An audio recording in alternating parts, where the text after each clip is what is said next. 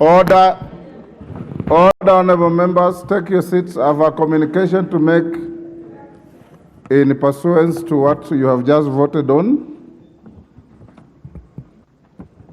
Take your seat, Honorable Madenge. You are too tall to be upstanding for too long. Honorable members, these are communication on the operations of the Select Committee on the dismissal of Honorable Franklin Mithika Linturi as the Cabinet Secretary for Agriculture and Livestock Development. Honorable members, following the resolution of the House to establish a Select Committee to investigate the allegations contained in the special motion for the dismissal of Honorable Franklin Mithika Linturi as the Cabinet Secretary for Agriculture and Livestock Development, I wish to guide the House on the process that will follow now that the Select Committee has been just appointed. Honorable members, as you are aware, the committee will be involved in quasi-judicial proceedings. In this regard, it must operate within the requirements of the Constitution, relevant statutes, and the provisions of our standing orders. For the avoidance of doubt, I wish to guide the Select Committee that the committee should hold its first meeting today at 6 p.m.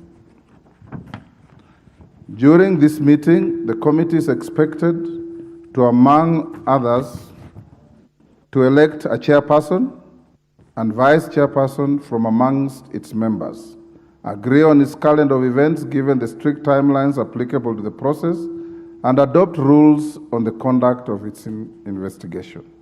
The Clerk of the National Assembly has made arrangements for the meeting to be held at Committee Room 9 this evening. Honorable members, in its investigation, the committee is expected to hear the Cabinet Secretary either in person, through a representative, or both, in person and through a representative.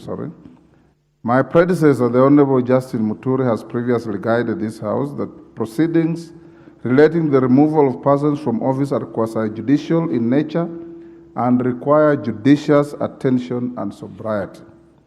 I have instructed the Clerk of the National Assembly to formulate draft rules on the conduct of its investigation, which accord with existing constitutional and statutory provisions on the principles of natural justice, fair hearing, and fair administrative action. I urge the committee to consider and adopt these rules to quiet its operations. The committee should prioritize affording a fair and adequate hearing to the Cabinet Secretary and any relevant witnesses. Additionally, the committee must always remain decorous and civil towards the parties that appear before it. Honorable members, in line with the requirements of Article 152(7)(b) of the Constitution, I wish to reiterate that the committee should submit its report to the House within 10 days of its formation.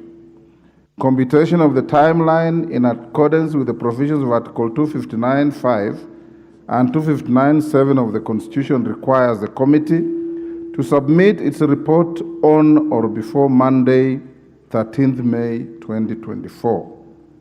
Thereafter, I shall invoke the provisions of Standing Order 663 and summon the House for a special sitting for the tabling of the report and disposal of the matter in accordance with the provisions of Article 152(9) of the Constitution.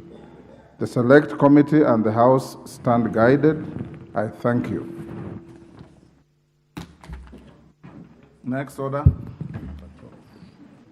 Order number 12, motion, ratification of the multilateral convention to implement tax treaty-related measures to prevent base erosion and profit shifting, MLI.